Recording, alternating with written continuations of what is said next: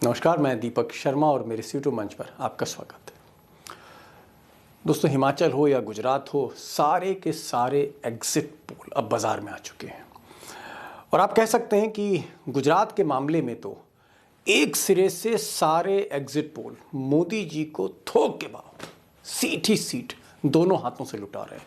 कोई 140 सीट दे रहा है, कोई 150 सीट दे रहा है, जो एक नया रिकॉर्ड हो सकता है, कोई 135 सीट दे रहा है। और अगर हम एवरेज निकालें तो ये सही है कि 130 से 140 के बीच में सीट मिल रही हैं। ये एग्जिट पोल के संकेत हैं, उनके रुझान हैं। लेकिन एक साहब ऐसे हैं जो मोदी जी के बहुत पुराने दोस्त हैं, 50 साल पुराने दोस्त हैं, उनके सलाहकार भी रहे हैं, जय नारायण व्यास साहब। जय नारायण व्यास साहब जो एक कैबिनेट मिनिस्टर थे गुजरात के, बीजेपी सीनियर लीडर, इनका कहना है कि ये एग्जिट पोल सही नहीं है और ये जो सीटें दी जा रही हैं मोदी जी को, ये बहुत ज़्यादा है। यानी व्यास साहब का कहना है कि सीटें बीजेपी को कम मिलेंगी। अभी तो है तो चौंकाने वाली बात कि मोदी जी का ही आदमी बोल रहा है, मोदी जी का ही हमराज बोल रहा है। लेकिन मैं इस विवाद में पढ़ने वाला नहीं हूँ कि एग्जिट पोल सही हैं या व्यास साहब की बात सही है, क्योंकि अब चंद घंटे रह गए हैं और उसके बाद एग्जिट पोल की जगह असली पोल आने वाला, मशीनें खुलने वाली हैं। लेकिन मैं आपसे क्यों कह रहा हूं कि आप व्यास साहब को आज ज़रूर सुने, क्योंकि इनके हर वाक्य में, इनके हर बयान में कोई ना कोई खुलासा है। बात सिर्फ एग्जिट पोल से सहमति या सहमति की नहीं हो रही, बहुत कुछ बोलने जा रहे हैं। ये बताने जा रहे हैं कि मोदी जी वाकई थक गए और उसके कारण बताएंगे। ये भी बताने जा रहे हैं कि मोदी चुनाव किस तरह जीतते हैं, उसका मंत्र क्या है और उस मंत्र में कौन कौन से इंग्रेडिएंट शामिल हैं। दंड भी शामिल है, भेद भी शामिल है, हर तरह का हथियार भी शामिल है, वो सब बताएंगे। ये भी बताएंगे आज कि अमित शाह रणनीति बनाते हैं या व्यास साहब की कोई टीम है, इनके चेले मोदी जी के लिए काम करते हैं। ये भी बताने जा रहे हैं और ये भी कहने जा रहे हैं कि मोदी जी का जो जादू है अब ढलान की तरफ है। एक और बड़ा खुलासा इनका ये कहना है कि जिस तरह से कोई लोकप्रियता की शिखर पर चढ़ता है और जितनी ऊंचा चढ़ता है, जितनी ऊंचाई तय करता है, उतने ही नीचे आके गिरता भी है। तो क्या मोदी जी का समय आ गया है ऊपर से नीचे आने का? जहाँ तक लोकप्रियता की बात है, उस पर भी बात होगी। और मुझे लगता है कि इतनी हिम्मत, और वो भी मोदी जी को कोई जानता हो, क्योंकि दोस्तों यहाँ मैं एक चीज़ कहना चाहूँगा कि कोई मोदी जी को दूर से जानता है, कोई 5 साल से जानता है, कोई उनका विरोधी है, उसका कोई मतलब नहीं है। सुनी सुनाई बातों का कोई मतलब नहीं। मैं व्यास साहब को फिर से लाया हूँ आपके लिए, और हॉर्सेस माउथ, ये वो आदमी है जो मोदी जी के हमराज रहे, हम सफ़र रहे। इसलिए इनको ज़रूर सुनिए और इनके हर खुलासे को, उस पर गौर करिएगा, ध्यान से सुनिएगा। मैं ज़्यादा वक्त नहीं लूँगा, सीधे चलते हैं जय नारायण व्यास के पास, पूर्व कैबिनेट मिनिस्टर, पूर्व सलाहकार मोदी जी के। अहमदाबाद चलते हैं, सुनते हैं व्यास साहब को। जय नारायण जी, पहला मेरा सवाल है कि एग्जिट पोल कल आ चुके हैं और थोक के भाव पोल आए और थोक के भाव वोट भी दिया इनको गुजरात में, जो भी एग्जिट पोल थे बीजेपी को। ये जो एग्जिट पोल हैं गोदी मीडिया के जो दिखाए गए कल, इन एग्जिट पोल से आप कितने सहमत हैं, नंबर 1? और नंबर 2, आपका क्या आकलन है? पहली बात तो मैं कतई सहमत नहीं हूं इससे। एग्जिट पोल की कई खामियां होती है और जिस तरह से आप उसको मोड़ना चाहे मोड़ सकते हो। हम 2017 की बात करें तो एग्जिट पोल में करीब करीब सबने बीजेपी को 135 से लेके 109 सीट या 113 सीट तक दी थी, I-99। कांग्रेस को तो उन्होंने रिटर्न ऑफ कर दिया था, उनकी I-77। अब इस तरह के एग्जिट पोल का क्या मतलब होता है आप मेरे से अच्छा समझते हैं, क्योंकि आप इस पूरे विषय से अरसे से जुड़े हुए हैं। अभी इनका स्लोगन था 182 out of 182 with no statistical, मतलब 182 में 182। हाँ, 182 से 182 वो अशक्य है। तो उसके बाद वो नीचे उतरे, नीचे की पायदान थी 125। और अब दबे आवाज में कुछ लोगों से मैंने बात की तो कह रहे हैं हाँ, करीब 110 115 आ जाएगी। मेरा खुद 110 का आकलन, 115। हाँ जी, तो मेरा खुद का आकलन है ये, जो इनकी सीटों की बात करते हैं, तो आज की तारीख में ऐसा दिखता है कि 105 वत्ता ओछा यानी प्लस माइनस 5 यानी 110 और 100 उसके बीच में बैठता है। ये भी सब्जेक्ट टू है, ये शर्त पे आधारित है कि आम आदमी पार्टी ने सिर्फ न सिर्फ जो कांग्रेस के उम्मीदवार है उनके मत काटे हैं। ये मैं सहमत नहीं हूं। उसके बाद भी देखिए, पाटन की बात करें तो आम आदमी पार्टी का जो उम्मीदवार है ले जाएगा मत, 15-20 हजार मत ले जाएगा। ऊंझा में 15-20 हजार मत ले जाएगा। वहां भाजपा जीतेगी ऐसा लगता है, पाटन में कांग्रेस जीतेगी ऐसा लगता है। तो आम आदमी पार्टी का उम्मीदवार है, इसीलिए सिर्फ भाजपा को फायदा और कांग्रेस को नुकसान, ये थियरी सही नहीं है। तो मैं समझता हूँ ये समय की जो आश्चर्यजनक घटनाएं रिजल्ट में होंगी वो आदिवासी पट्टी में होगी। जी। मुझे एक चीज याद आ रही है व्यास साहब, मोदी जी वाडनगर के हैं, उनकी जो कंस्टिट्यूंसी है शायद उसका नाम ऊंझा है, और वहाँ वहाँ से सही थोड़ी दूर पर अमित शाह जी का गांव है, 50 किलोमीटर की दूरी पे मोदी जी के गांव से। मानसा जी। जी हाँ, मानसा है। पिछली बार जहां तक मुझे याद आ रहा, अगर मैं सही हूँ, अमित शाह और मोदी जी दोनों ही अपने घर में हार गए थे, जहां तक मेरी कांग्रेस जीती थी वहां पर। इस बार आपको क्या लग रहा है कि मोदी जी और अमित शाह अपने घर से जीतेंगे? देखो, अब अमित शाह की कंस्टिट्यूएंसी है घाटलोट, ये गांधीनगर, जिसमें से मुख्यमंत्री लड़ रहे हैं और उनके नहीं, मैं सामने उनके कांग्रेस गांव की ने, बात कर रहा हूँ, मैं उनके गांव की, मनसा गांव में की नहीं बात कर रहा जीते, गांव में नहीं जीते, गांव में नहीं जीते, हूँ। गांव में मैं उनके कोई रूट्स नहीं है। न तो और मोदी जी, मोदी जी के लिए भी ये कठिन है, क्योंकि अभी भाजपा का उम्मीदवार जो है विसनगर में वो मार खा रहा है। और वहां आगे, इससे आगे जाए तो खेरालू, खेरालू में इंडिपेंडेंट जीतेगा। जी जी। चलिए, आपने तो दोनों को खारिज कर दिया। मैं एक चीज पूछ रहा हूँ कि आपने, अगर मैं आज तक का पोल देखूं तो आज तक तो मोदी जी को 150 के ऊपर ले जा रहा है, 150 सीटों के ऊपर, और जी कमोबेश बाकी जितने भी चैनल हैं, कोई 130 कोई 140, आप तकरीबन 105 सीटें दे रहे हैं। इतनी कम सीटें आप क्यों दे रहे हैं? क्या कारण है जो आप मोदी और अमित शाह और बीजेपी, जिनके साथ आपने बरसों काम किया, आप उनको क्या अंडर एस्टिमेट कर रहे हैं, या जो जो आकलन है किन्हीं फैक्ट्स पर आधारित है आपके, और वो फैक्ट्स क्या है? देखिए दीपक जी, पहली बात तो ये है कि मोदी जी को गुजरात के चुनाव ने part time prime minister, full time campaigner बना दिया था। अपने ही होम स्टेट में आपको 53 कंस्टिट्यूंसीज में जाना पड़े, इतनी ढेर सारी रैलियां करनी पड़े, हर जगह पे अपने नाम पे वोट मांगने पड़े, मैं नहीं मानता ये प्रधानमंत्री का लक्षण है। और ये बताता है कि उनका कॉन्फिडेंस किस लेवल पे था। मोदी जी ने अगर सोचा होता तो ज्यादा समय हिमाचल प्रदेश को देते, जहां एक वेज एज पे स्पर्धा टफ के फाइट थी रुकी जहाँ। हुई है।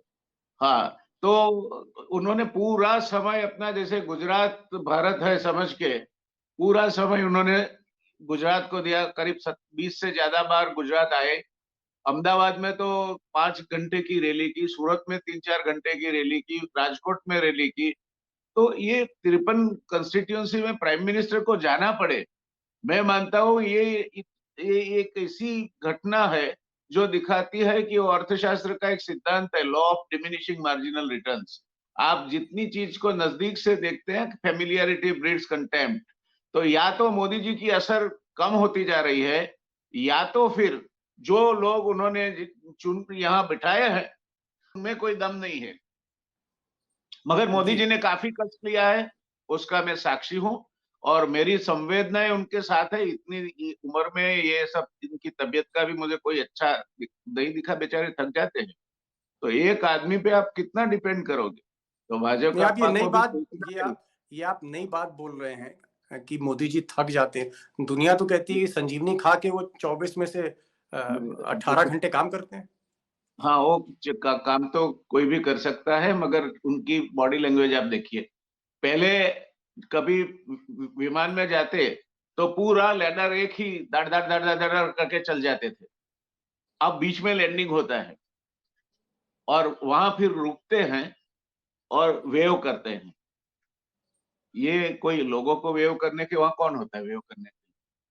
मगर ये पॉज है, थोड़ी सी सांस थाम लेने के लिए। तो ऐसी कई संज्ञा है। मैं तो इनका हितैषी हूँ, चाहे हमारे राजकीय ख्याल कुछ भी रहे हो। नरेंद्र भाई से मेरी आजकल करते हुए करीब 50 साल की पहचान रही है। दोस्ती।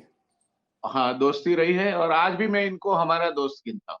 ऐसा नहीं कि राजनीति एक में चीज मैं आपके पूछना अलग चाहूंगा। अलग ख्याल हो सकते हैं। जी। मुझे याद आ रहा है, और आपने पहले कहा भी था कि मोदी जी आपको गुरु मानते थे, और उन्होंने पब्लिकली कहा भी, आपने वो क्लिप भी भेजी थी कि मोदी जी आपको अपना राजनीतिक गुरु मानते हैं, जिसे अंग्रेजी में कहावत है फ्रेंड फिलोसफर गाइड।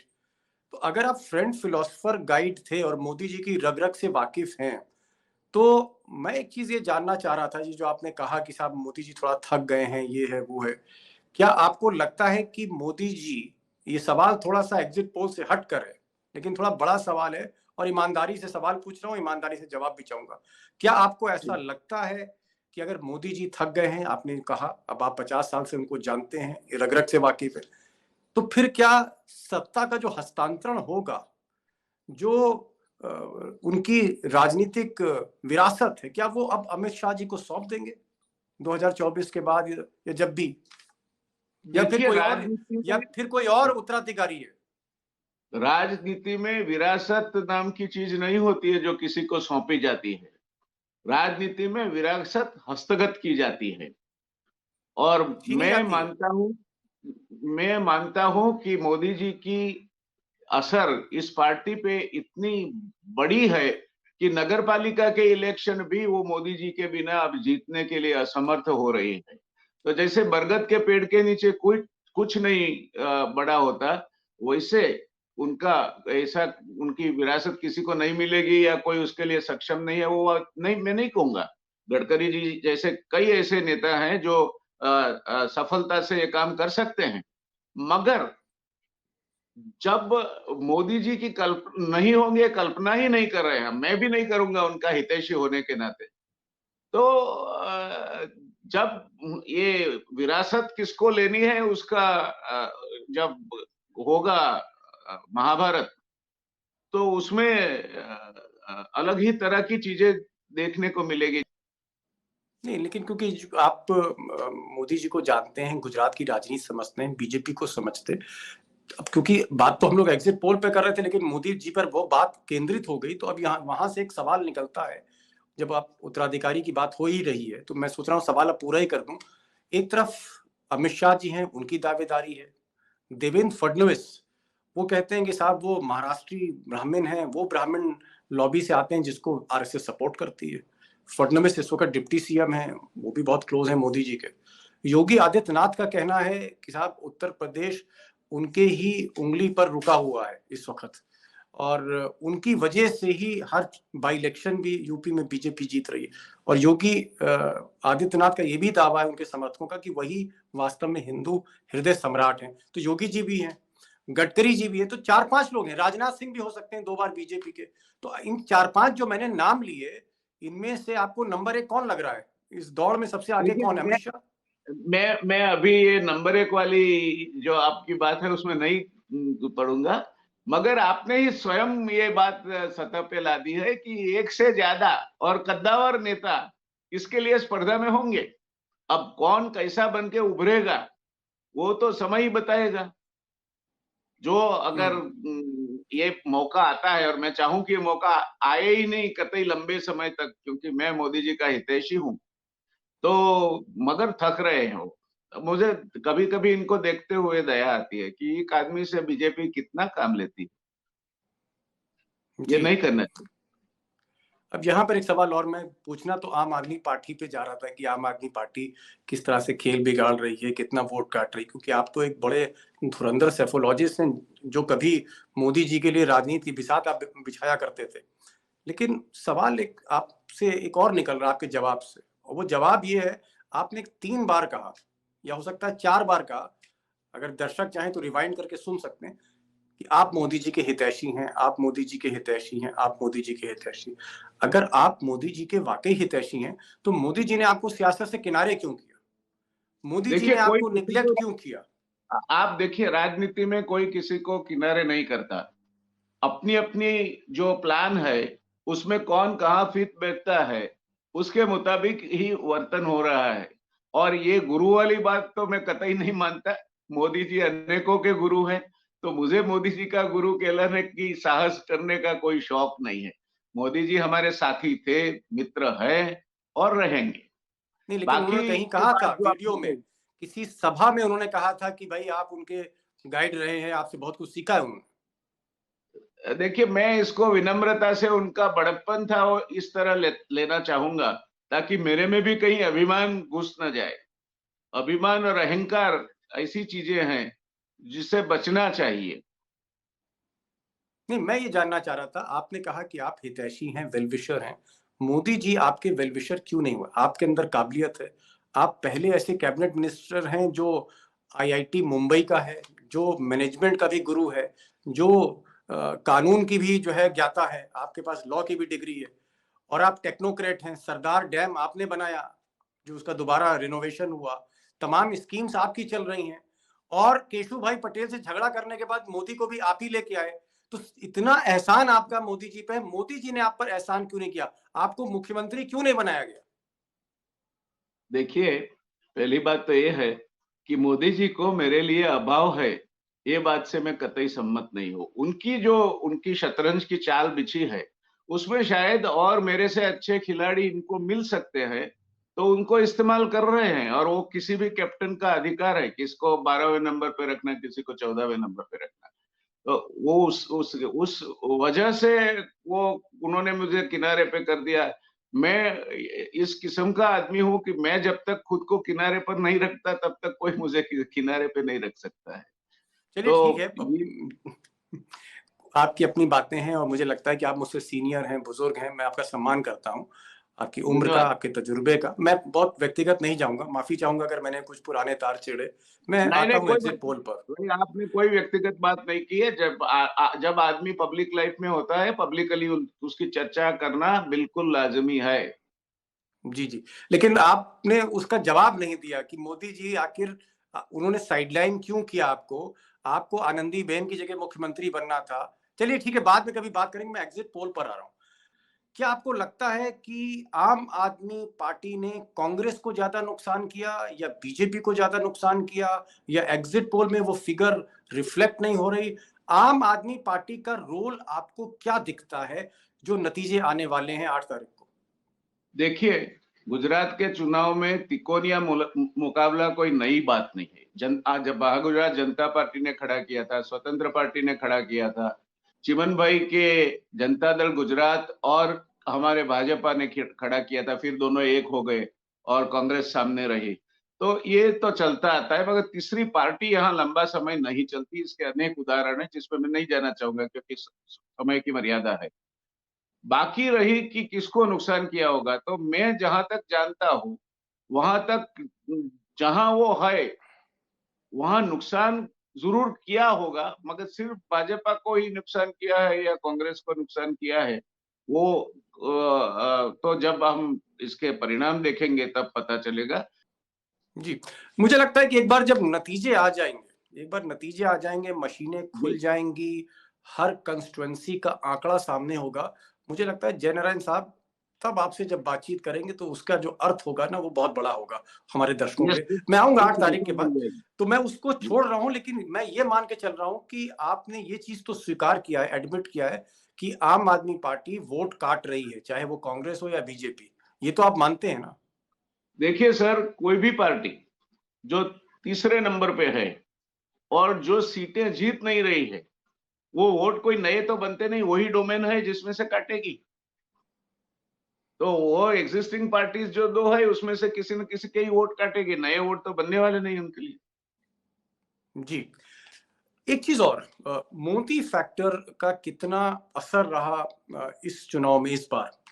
क्योंकि ये तो आपने बताया कि साहब 53 कंस्टिट्यूएंसीज उन्होंने कवर करी, लेकिन मोदी फैक्टर इस चुनाव में अगर बीजेपी 130 जाती है, 135 जाती है, तो क्या हम माने कि मोदी मैजिक अभी बरकरार है? कम से कम गुजरात में ये जादू उतरा नहीं लोगों के, भले ही पानी नहीं है, बिजली नहीं है, तमाम चीजें नहीं है गांव में, भले ही एजुकेशन की हालत खराब है, सड़कों की हालत खराब है, गरीबी है, महंगाई है, बेरोजगारी, लेकिन मोदी मैजिक कम नहीं हो रहा। क्या हम इसको माने, या आप उस जादू को सर से उतरते हुए देख रहे हैं? देखिए, उतर रहा है, मगर भारतीय जनता पार्टी का जहां तक गुजरात का सवाल है, एक ही चेहरा लोगों के सामने रखा गया और नरेंद्र मोदी का था। तो अगर हार का ठिकरा उनके ऊपर फोड़ना है तो जीत का सेहरा भी उनके सर पे बनना चाहिए। तो मैं मानूंगा कि अगर इतनी धड़ाके की जीत होती है भाजपा की, तो ये यहाँ के कोई लोकल नेता की वजह से नहीं होगी, न तो इनके प्रमुख, न तो इनके मुख्यमंत्री, वो सिर्फ न सिर्फ नरेंद्र मोदी की वजह से होगी। जी, जयराम भाई, एक सवाल आ रहा है, थोड़ा डरते डरते पूछ रहा हूं, लेकिन मुझे लगता है कि आप मुझसे कहीं ज्यादा दिलेर है और दिलेरी से जवाब देंगे। ये मोदी जी जो चुनाव जीतते हैं, चलिए एक तो फेस की बात हो गई, कल्ट की बात होगी, वो 4-5 चीजें क्या हैं? क्या वो कॉरपोरेट का पैसा है? क्या वो गोदी मीडिया की ताकत है? क्या वो सरकारी मशीनरी है? या फिर वो अमित शाह का प्रबंधन है? या फिर कोई और खेल है? ये 4-5 खेल क्या है, ये बता दीजिए, आपके अलावा कोई देखिए बता नहीं पाएगा। देखिए भाजपा के मुद्दों की बात करें हम, जो उनके साथ काम करते हैं, फेवर में काम करते हैं, तो पहली बात तो यह है कि कैडर उनकी काफी बड़ी है।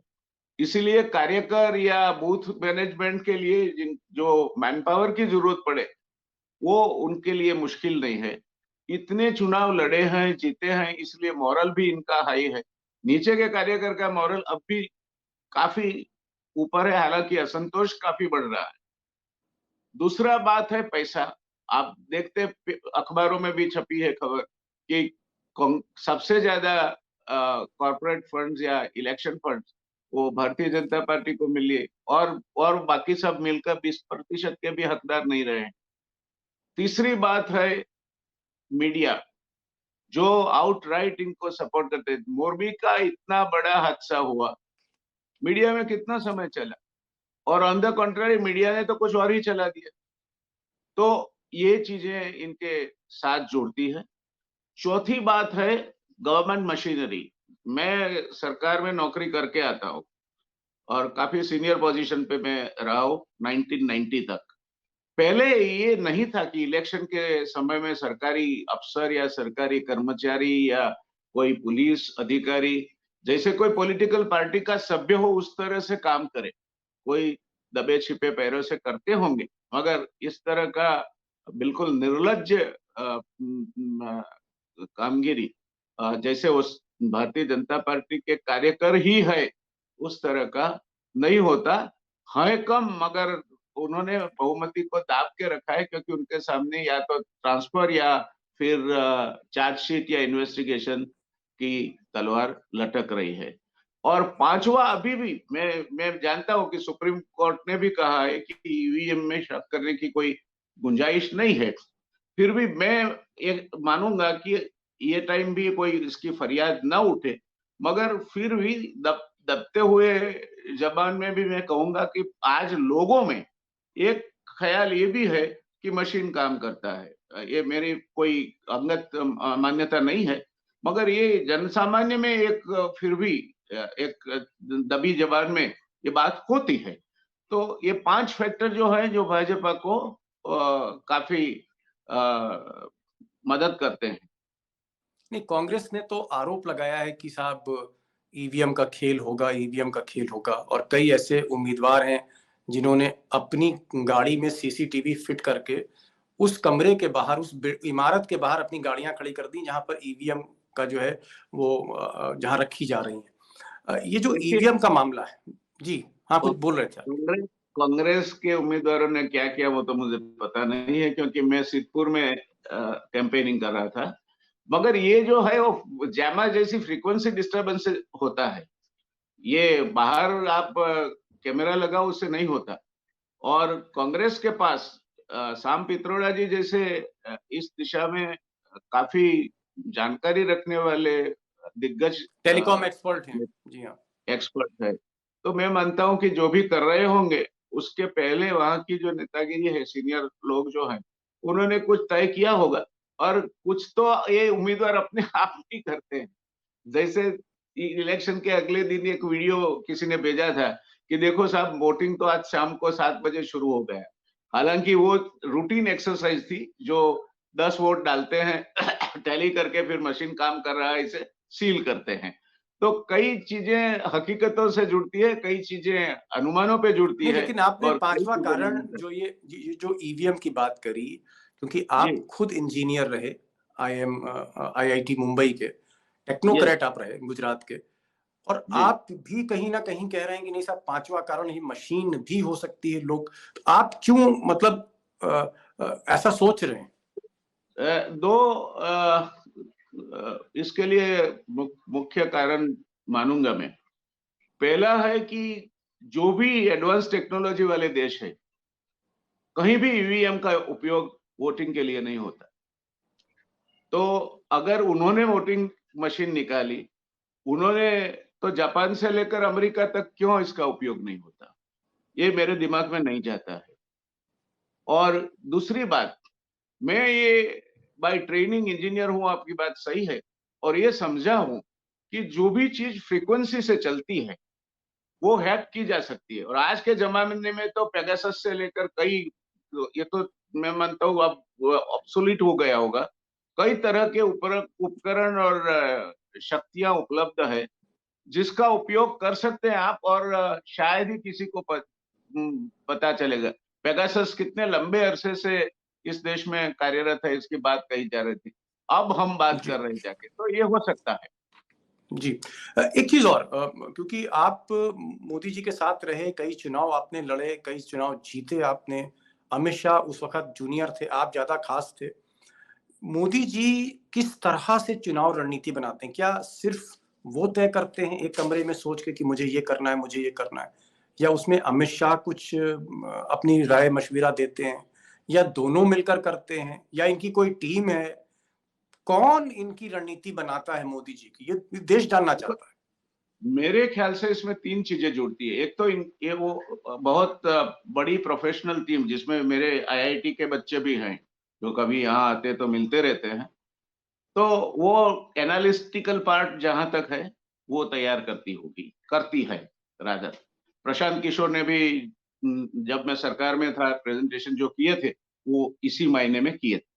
आपको दूसरी दिए थे बात, प्रेजेंटेशन हाँ, प्रशांत किशोर ने? तब तब मैं सरकार में था। प्रशांत किशोर जी, ने मोदी जी भाजपा के के साथ। लिए काम किया था, तब से वहां से ही उनकी प्रसिद्धि भी बढ़ी। तो एक ये रीजन है। दूसरा जो है, मोदी जी शुरुआत से संगठन से जुड़े। संगठन उनके लहू के कण कण में है, वो जानते हैं। और एक बात से मैं प्रभावित हूं उनसे, कि इनकी फोटोग्राफिक मेमोरी है। किसी किसी के घर एक दफा खाना खाया होगा तो उसके सब परिवार का नाम वो जानते हैं। मोदी जी। तो हाँ, तो कहाँ किस तरह की सोशल इंजीनियरिंग हो सकती है, वो बारे में मैं नहीं मानता मोदी जी को किसी की सलाह की जरूरत है। गांव गांव चप्पे चप्पा जानते हैं। अमित शाह दूसरे ऐसे लोग, इंसान है जो करीब करीब ये जानते हैं। इसीलिए मैं नहीं मानता कि मोदी जी, हाँ, सलाह मशवरा अपनी टीम में करते होंगे, मगर मोदी जी सलाह मशवरा पे चलते हैं, नहीं। मोदी जी अपने खुद की जो निर्णय है उस पे चलते हैं। और उसके लिए उनके पास पुख्ता अनुभव है, और एक तरह की इंसाइट भी। एक चीज और हम लोग सुनते हैं कि हर फेज में जब चुनाव होता है, पोलिंग होता है, तो अमित शाह और मोदी जी, इनकी टीम बड़ा जबरदस्त एग्जिट पोल सीक्रेट कराती है, ये सर्वे कराते रहते हैं। इनको आइडिया रहता है कि किस सीट्स में क्या कमजोरी है, कहां पर वो जीत रहे हैं, कहां पर हार रहे हैं। और उसी के बेसिस पर गुणा भाग करके गणित लगा के फिर अगले फेज की तैयारी करते हैं, अगले चरण की तैयारी करते हैं। तो ये सब काम वाकई जो हम लोग सुनते आए हैं दिल्ली दरबार में दरबारियों से, ये कितना सही है? क्या वाकई एक एक्यूरेट डाटा इन लोगों के पास है, फीडबैक है अमित शाह के पास, और इसीलिए वो आज की तारीख में चाणक्य बन गए? देखिए, राजनीति के कुछ निश्चित टेके हैं जिन पर राजनीति टिकती है। पहला है शाम, आप किसी को कुछ देने की बात करो, बेनिफिट्स दो, ये दो। फिर दाम, एक्चुअल कैश दो। फिर दंड, किसी के वहां सीबीआई, किसी के वहां ईडी की रेड डलवा दो। और भेद, भेद राजनीति का सबसे बड़ा पहलू है। और जो राजनीतिक पार्टी भेद तंत्र में निष्फल जाती है, जैसे कि कृष्ण मेनन को अपने जासूसों ने बताया था कि चाइना हमारे ऊपर अग्रेशन की तैयारी कर रहा है, उसको गंभीरता से लिए बिना उन्होंने इसको नजरअंदाज किया, जिसका मतलब परिणाम भेद का मतलब जासूसी? भेद का मतलब सिर्फ जासूसी नहीं होता। भेद का मतलब जो लोग वो डोमेन को जानते हैं उनसे भी फीडबैक लेते रहना। जासूसी कई बार आपको ये जो मैं आपको टेक्निक्स अगर है ना उसमें मैं अपने को करेक्ट कर लूं, अगर आपने कहा जी पहला है साम मतलब गिफ्ट देना, उसके बाद यस, दाम मतलब पैसा देना, साम पैसा देखिए, फेंकना। आप इंसेंटिव स्कीम जो देते हैं ना, इसको ये मुफ्त में मिलेगा, वो मुफ्त में, जिनको मोदी जी हाँ अब रेवड़ी कहते हैं। हाँ, रेवड़ी मतलब फिर प्रलोभन दाम, देना, ऑफर देना, फिर पैसा देना, यस, फिर तीसरा आपने एक्चुअल दंड, पैसे दो। डराना, भय, हम्म, और चौथा आपने हम्म, बताया भेद, जासूसी। ये हम्म, चार पांच हम्म, मतलब क्वालिटीज हैं। ये किसकी क्वालिटीज yes। हैं? अमित शाह की हैं, मोदी जी की हैं? देखो, ये कोई भी सफल राजनीतिज्ञ की क्वालिटी होगी। एक समय ऐसा आएगा जब तक वो सफल होती है तब तक हम सराहना करते हैं इनकी, और जिस दिन वो निष्फल होंगे उसी दिन यही चीजें उनके सामने रखी जाएगी कि तुमने किसी को ग्रो करने नहीं दिया, अपने आप में निर्णय लिया, एकाधिकारवाद किया, अहंकार, ये वो। तो जो जीतता है वो सिकंदर, जो अच्छा जीतता नहीं है उसके उसके सर पे हर तरह के ठिकरे फोड़े जाते हैं। जी, मैं अंतिम सवाल पे आ रहा हूँ क्योंकि थोड़ा समय भी हो गया है। देखिए, जो एग्जिट पोल आया है उसको मैं एग्जैक्ट पोल तो नहीं बोल सकता, लेकिन हम मान लेते हैं कि जितने भी एग्जिट पोल्स आए हैं, जितने भी चैनल्स के, उनका अगर हम एवरेज निकालें तो 130 135 सीटें बीजेपी को मिल रही हैं। अगर बीजेपी एक थंपिंग मेजोरिटी से, एक बहुत जबरदस्त आंकड़े से जीतती है गुजरात को, तो फिर आने वाली जो राजनीति आपको कैसे दिख रही? मोदी जी का कद कहाँ जाएगा? अमित शाह का कद वो क्या तो जाएगा? पार्टी में नहीं, पोजीशन क्या होगी? इतनी थंपिंग मेजोरिटीज नहीं आई तो भी फिर वो बना लेंगे, उनके पास वो क्षमता नहीं, है। मैं तो देखिए, मेरा तो देखो, अभी हाइपोथेटिकल है क्योंकि एग्जिट जिस पोल। पार्टी मैं के कह रहा हूं कि फिर जिस होगा पार्टी क्या कुछ नहीं होगा। जब? बीजेपी बीजेपी अगर सत्ता में आई तो आज भी गत सरकार में क्या हुआ, उनके आधे कैबिनेट मिनिस्टर कांग्रेस से आए थे, 2 दर्जन से ज्यादा विधायक कांग्रेस से आए थे। तो जानते हैं कैसे कहाँ किसी को किस तरह से आकर्षित करना। तो मैं नहीं जी, मानता बीजेपी शासन इस चुनाव के बाद बिल्कुल ऐसे अपंग हो जाएगा। नहीं नहीं, वो तो अभी अपनी चरम सीमा पे है। डिक्लाइन यानी climbing down is yet to come. आपको क्या लगता है कि जब तक मोदी हैं, जब तक मोदी हैं सक्रिय राजनीति में, गुजरात मोदी के ही हाथ में रहेगा या फिर ये चुनौती नहीं मिल कह सकती? सकता, आप ये नहीं कह सकते। माधव सिंह सोलंकी ने रिकॉर्ड किया है जो आज भी कायम है, 149 का? 149 149 सीट का। और वही माधव सिंह सोलंकी को 6 महीने के बाद जनता ने भगाया था। तो जनता का मूड किस मुद्दे पे, जैसे किसान आंदोलन पे किसान नॉर्थ इंडिया के डट गए थे, तो जनता का मूड किस मुद्दे पे खिसकेगा उसका कोई भरोसा नहीं। और गुजरात हमेशा एक्सट्रीम रहता है। गुजरात ये पोजीशन लिया तो भी एक्सट्रीम, वो पोजीशन लिया तो भी एक्सट्रीम। सो कोई भी पॉलिटिकल पार्टी को ये भ्रम में नहीं रहना चाहिए कि वो चिरंजीव है और बाकी सब। ऐसा होता तो शी जिनपिंग को इतनी तकलीफ क्यों आती चाइना जैसे देश में। जी, एक चीज और, चलते चलते एक सवाल और, कि अगर आपको लगता है कि सारे कर्मचारी हड़ताल पे थे, कोई ऐसा विभाग नहीं था, पुलिस है, होमगार्ड है, शिक्षा है, सचिवालय, मुख्यमंत्री सचिवालय के कर्मचारी अधिकारी वो भी धरने पे आ गए थे। बहुत से कर्मचारी जो सरकारी थे कैजुअल लीव के धरने पर थे। तमाम सामाजिक संगठन, तमाम छात्र आंदोलन, इतना प्रोटेस्ट हमने देखा, किसानों से लेकर सचिवालय कर्मियों तक। और फिर महंगाई और बेरोजगारी, फिर कोविड के जो कहर हमने गुजरात में देखा, वो भी बहुत ही अकल्पनीय था। इतना कुछ कष्ट गुजरात ने झेला इन 5 सालों में, बरसों में। ये जो सरकार थी, कई बार मुख्यमंत्री बदल दिए गए और एंटी इनकम्बेंसी वो एकदम पीक पर पहुंच गई। इतना कुछ होते हुए भी मोदी जी फिर जीतने जा रहे हैं। तो ये जनता किस तरह की है गुजरात की? क्या कुछ खेल देखिए, होता है पहले या तो ये पूरी तरह से पब्लिक जादू मेमोरी में डूबी है? Public memory is short. और एक और फैक्टर है जिसका मैं उल्लेख नहीं करना चाहूंगा। हिंदू लोग मुस्लिम। मोदी को उसके साथ जोड़ते हैं कि जब तक वो है हम सलामत है। अच्छा। तो ये जो बात है, और तीसरी बात, आपने कर्मचारी आंदोलन वगैरह की संख्या की दृष्टि से वो उतना बड़ा नहीं है। तो जैसे मैस आंदोलन हो और उसकी जो इम्पैक्ट हो सकती है, जैसे पाटीदार आंदोलन की 2070 में हुई थी, 2017 में, ये ऐसी इम्पैक्ट इसकी नहीं आएगी। छुटक पुटक आएगी और इम्पैक्ट बट जाएगी। तो उतनी इम्पैक्ट का तो हल बीजेपी वर्कर्स निकाल लेंगे। तो अभी देखना है।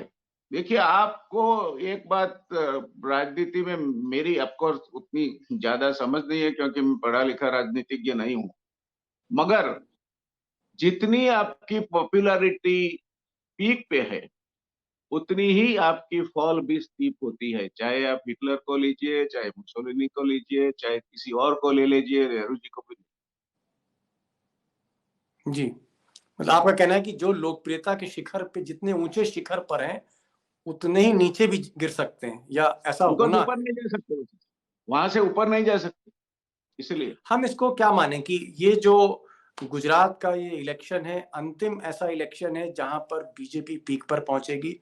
और फिर जो कम्युनिस्ट पार्टी का हाल हमने बंगाल में देखा 8वें टर्म पे, 176 सीट थी उनकी, और उसके बाद जो बुद्धदेव भट्टाचार्य मुख्यमंत्री थे, ममता बनर्जी जब तीसरी बार लड़ी तो 176 से 40 पर आके गिरी कम्युनिस्ट पार्टी।